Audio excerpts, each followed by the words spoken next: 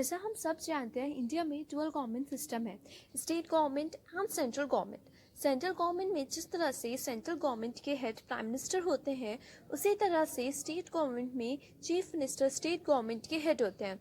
इस वीडियो में हम देखेंगे चीफ मिनिस्टर के पास कौन कौन सी पावर्स होती हैं और उन्हें क्या क्या काम करना होता है। तो है एवरीबॉडी, मैं हूँ जानवी और आप देख रहे हैं वैदिक मूवमेंट। इस वीडियो में हम बात करने वाले हैं चीफ मिनिस्टर की पावर एंड ड्यूटीज़ के बारे में। इंडियन कॉन्स्टिट्यूशन में चीफ मिनिस्टर के अपॉइंटमेंट या इलेक्शन के लिए कोई स्पेशल प्रोसेस नहीं है, लेकिन इंडियन कॉन्स्टिट्यूशन के आर्टिकल 164 के अकॉर्डिंग चीफ मिनिस्टर को गवर्नर द्वारा अपॉइंट किया जाता है। जैसे प्रेसिडेंट को कंट्री का हेड कहते हैं, सिमिलरली गवर्नमेंट को एक स्टेट का हेड बोलते हैं, जो प्रेसिडेंट की पोजीशन को स्टेट लेवल पर रिप्रेजेंट करता है। अब जैसे सीएम स्टेट गवर्नमेंट का हेड होते हैं और स्टेट गवर्नमेंट के पास ही स्टेट की सारी पावर होती है, इसीलिए चीफ मिनिस्टर के पास ही स्टेट की सारी पावर्स होती हैं। लेकिन हर सीएम की पोजीशन और पावर सेम नहीं होती। इस चीज़ को समझने के लिए एक बार हम इंडिया के स्टेट्स का स्ट्रक्चर देख लेते हैं। तो इंडिया में पहले 29 स्टेट्स और 7 यूनियन टेरिटरीज थी, लेकिन रिसेंट आर्टिकल 370 और 35A के रिमूवल के बाद जम्मू एंड कश्मीर की जगह 2 यूनियन टेरिटरीज बना दी गई हैं।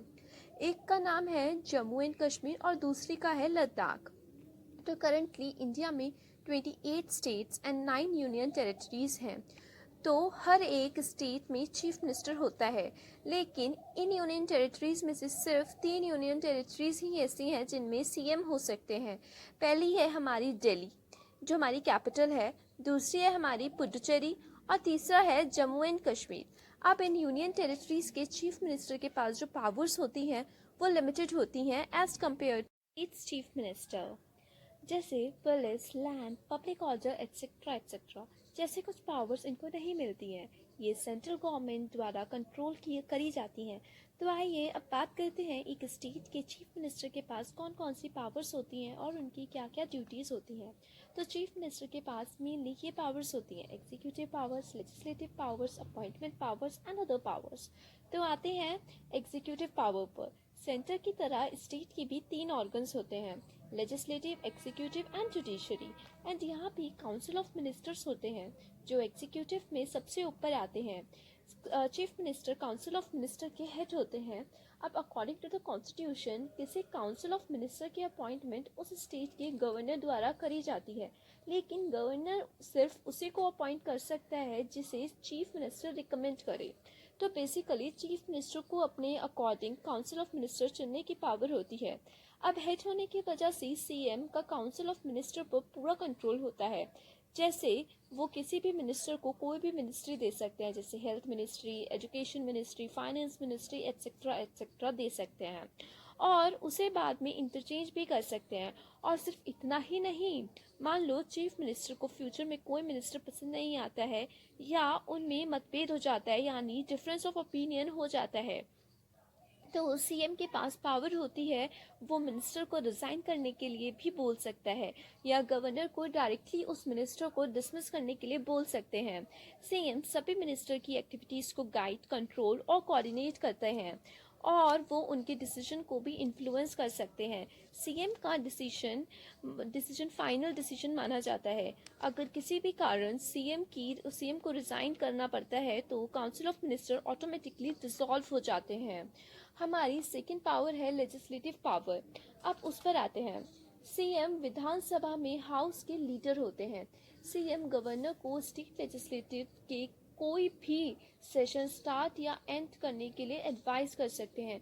सीएम गवर्नमेंट की policies on the floor of the house announce करते हैं। चीफ मिनिस्टर के पास इतनी पावर होती है कि वो किसी भी टाइम गवर्नर को लेजिस्लेटिव असेंबली से डिसॉल्व करने के लिए रिकमेंड कर सकते हैं। Next is appointment powers. CM के पास कुछ स्पेशल पोस्ट की अपॉइंटमेंट के लिए गवर्नर को एडवाइस करने की पावर भी होती है, जैसे advocate general, chairman and member of state public commission, state election commissioner.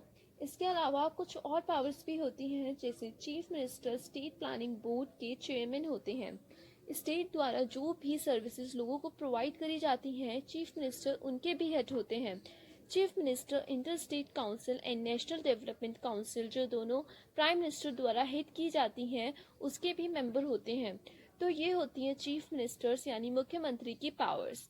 अब बात करते हैं सीएम की ड्यूटीज़ के बारे में।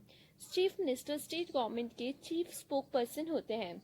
इमरजेंसी के दौरान चीफ मिनिस्टर पॉलिटिकल लेवल पर क्राइसिस मैनेजर इन चीफ होते हैं। As the leader of the state, chief minister different लोगों से मिलते हैं और उनके प्रॉब्लम्स को सुनते हैं। इसके अलावा लोगों की शिकायतें सुनने के लिए एक चीफ मिनिस्टर विंडो की फैसिलिटी अवेलेबल है। चीफ मिनिस्टर की यह भी ड्यूटी है कि वो काउंसिल ऑफ मिनिस्टर से रिलेटेड सभी डिसीजंस को और लेजिस्लेटिव असेंबली के प्रपोजल्स को गवर्नर के सामने रिपोर्ट करे। चलो फ्रेंड्स, इसी के साथ हमारी ये वीडियो ख़त्म होती है। अगली क्लास में हम प्राइम मिनिस्टर की ड्यूटीज़ एंड पावर्स के बारे में बात करेंगे। See you in the next class. तब तक के लिए बाय बाय।